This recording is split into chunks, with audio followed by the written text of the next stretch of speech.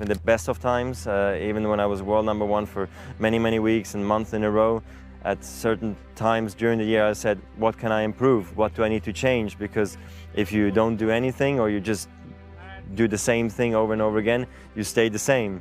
And staying the same means going backwards because the other guys are working hard and improving. So I always needed to find ways to improve my game as well. I don't think it's enough just to love it and then just to do it and go out and win it. It's not that simple. You need to have structured goals. You need to tell yourself, okay, what are my goals for the short term? What are my goals for the long term? Now that I've accomplished almost everything, I'm supposed to go out on the tennis court thinking, let's just play free, it's just hit the ball, who cares, you know? But this is not how you're going to win matches because it comes down to margins and you have to be so clear in your mind exactly what you want to do and what you want to achieve. And for me, it doesn't work without any goals, without any targets.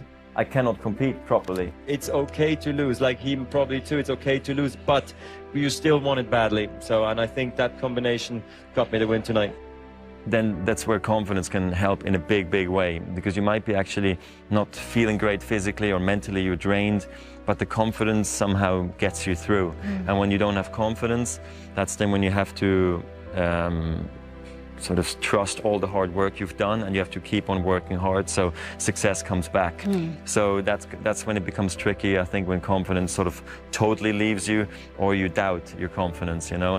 So how I stay motivated, I think for me it's actually quite easy because I get a chance to play on center courts around the world. I've seen a lot of the places many times, so I have a lot of friends that I have in each city that I visit. And then training, that's where I think it's most challenging to make trainings exciting. So I try to sometimes practice in new places, have fun practice partners, and I think the team's super crucial for me. You know, they are the ones that tell me, let's do the running, let's do the jumping, let's do the, you know, this exercise in tennis today.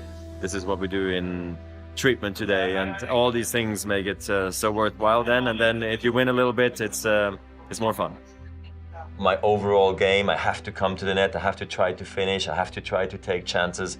To me, it seemed like there was more positives than negatives, and if my dream was really to become a professional tennis player, maybe I felt I should do it. Even though I had a great setup in Basel and at home, and then when I went, it was very exciting. Scary in some ways because I was only 14 years old and I was in a foster family from Monday to Fridays and only came home on the weekends. And I remember, you know, crying on the train, and I knew I was not going to see my family for 5 days. And then I came back on Friday. I was so happy finally when I could leave again. So the first 6 months were pretty brutal, actually. I'm not sure if my goal was to play pretty or play beautiful. You know, I wanted to win. I'm a winner, and that's what the purpose is. If I play tennis, is I go out there and I play good tennis and I try to entertain the crowd. Yeah, it's difficult to get used to that, you know, recognition and the awareness that everybody might know you. But and especially in this day and age with social media and everybody having a phone almost with pictures, it becomes tricky, you know. But I think I've been able to remain the person I am, and I stay very grounded, so I don't see that sex symbol kind of guy anyway, and I don't feel that way. I feel like a normal guy who just happens to be quite successful. But it has to start with your family. They've given me everything, you know, on my way, and they've given me the opportunity, and at the end, I guess I believed I could do it because of the people around me. So I'm happy I listened to them. It's very important to sort of move on, and I think also losses make you stronger. It's important to learn out of those mistakes, and then you become better and a better player. You work harder, you know, a light goes up in your head and you're like, you know what, I think I understand now what I need to improve. Being #1 in the world and, you know, having the pressure, sort of everybody expecting me to win, and I think I handle it well, and that's why I don't put myself under extra pressure, and I really hope I can do well, and that's really how I look at things, and not going crazy about all the different types of record, but it's nice playing for them or against them. Sometimes it tends to get a little bit much, you know, you have red carpet, sponsors, media. It tends to get a little much for you know, a person, but I think I handle it well, and I always said if I become #1 in the world, I'm going to actually start to work harder.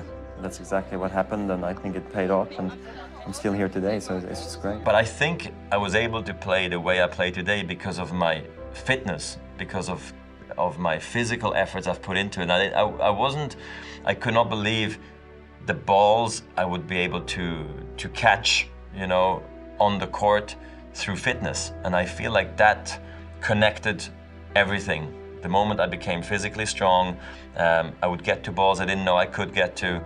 And then with my talent and my hand-eye coordination and my technique, I was able to pull off shots I never thought I could.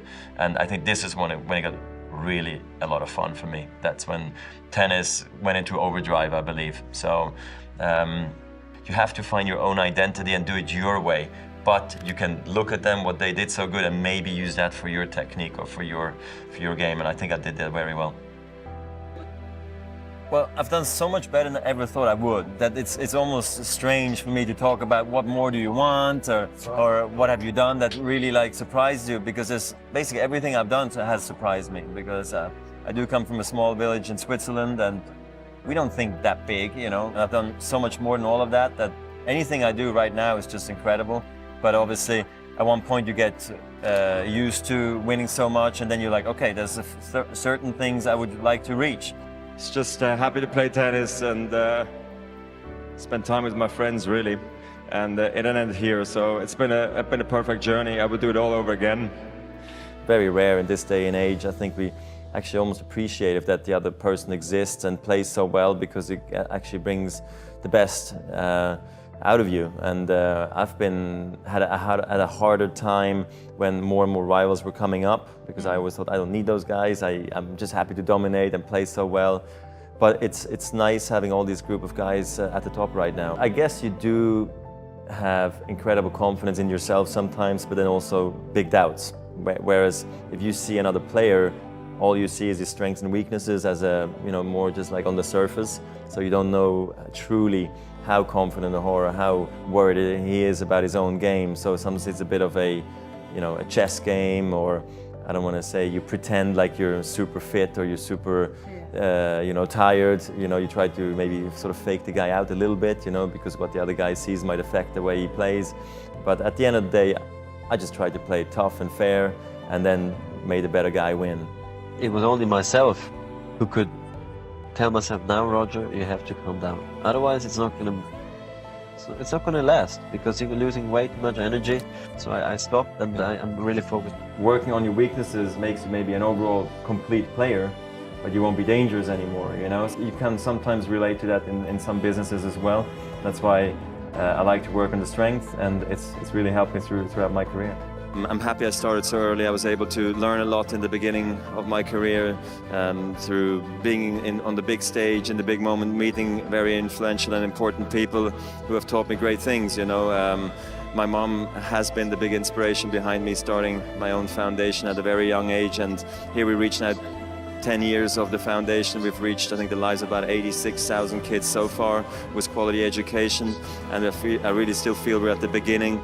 And I hope we can achieve great things.